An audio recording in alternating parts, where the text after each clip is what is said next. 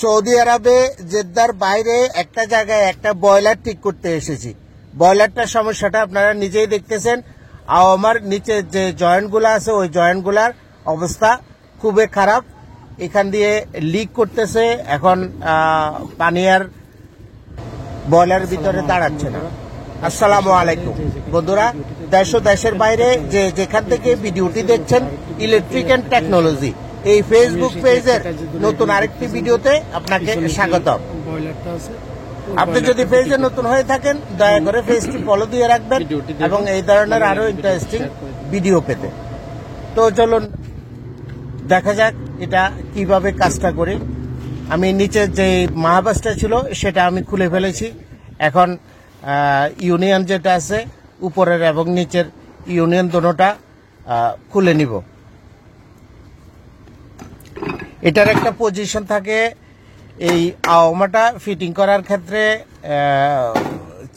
কিংবা যে ফিটিংগুলো আছে সেগুলো চেঞ্জ করার ক্ষেত্রে একটু চ্যালেঞ্জিং থাকে। এটাই যে এটা যদি বরাবর না বসে তাহলে ইউনিয়নগুলো সহজে লাগানো সম্ভব হয় না এবং আপনি জোর করে লাগাতেও পারবেন না।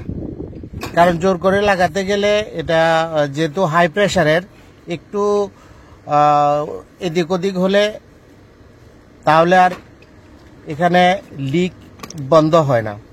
এই কারণে এই জিনিসগুলো খুব সাবধানতার সাথে ফিটিং করতে হয়। প্লাস এখানে খুব ভালোভাবে টাইট করতে হয়। টেফলন কিংবা কি বলে গাড়া ব্যবহার করতে হয়, সিলিকন ব্যবহার করতে হয়। তো আমি এখন এগুলা খুলে নিচ্ছি।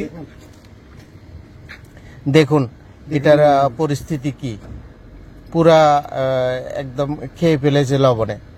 বিশেষ করে বয়লারের পানি যদি লবণাক্ত হয় তাহলে সেই বয়লার বেশি দিন টিকে না, শুধু লবণের পানির কারণে। কারণ লবণ পানিয়ে দ্রুত লোহাকে গলে ফেলে কিংবা লোহা খেয়ে ফেলে। ভিডিওটি দেখা শেষে শেয়ার করে দেওয়ার চেষ্টা করবেন।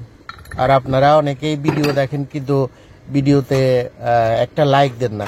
একটা লাইক দিয়ে দিবেন, কমেন্ট করে দিবেন কোনো কিছু জিজ্ঞাসা করার থাকলে।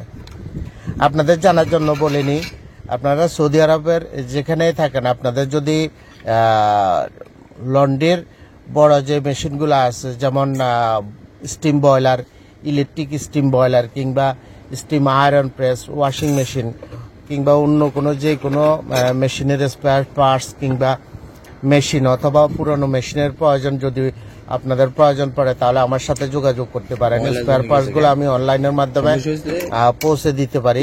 ইতিমধ্যে আমি বেশ কিছু ভাইদেরকে কিংবা বেশ কিছু সৌদির জন্য আমি স্পেয়ার পার্টস অনলাইনে পাঠিয়েছি। ঠিক আছে না? যাই হোক, এটা আমার নিচে যেই নিপেলটা আছে ওই নিপেলটা ভালো অরিজিনাল, এই কারণে আমি এই নিপেলটা চেঞ্জ করে নেই। কারণ এটা অরিজিনাল নিপেল, ওটা খারাপ হয় নাই। কিন্তু এর নিচে যেই টি কিংবা অন্য যে ইয়েগুলো ছিল